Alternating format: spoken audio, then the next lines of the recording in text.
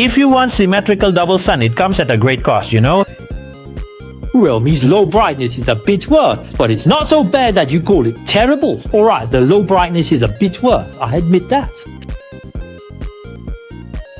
My initial review video was, officially, what was it? It was officially deemed a paid promotion. What's that called? Its low brightness isn't as good as its medium high brightness. Don't believe me? Go look it up. So follow me, follow me.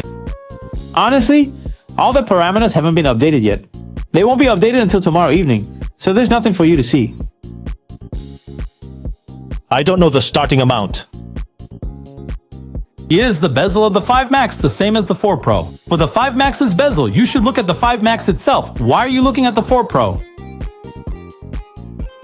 I already said, and I mentioned his main camera. His main camera is quite common for its price point. As for beauty, everyone's opinion is different, just like screens. Everyone's perception of screens is also different, Is there color distortion when viewing the screen from an angle? Of course there is. But how would you use it like this? Would you use your phone like this?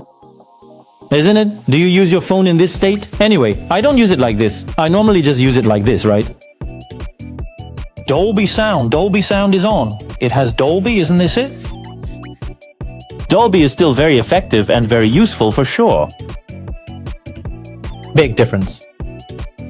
Does the Realme screen look better than this screen? The Realme screen's performance at mid to high brightness might be slightly better, but at mid to low brightness. Che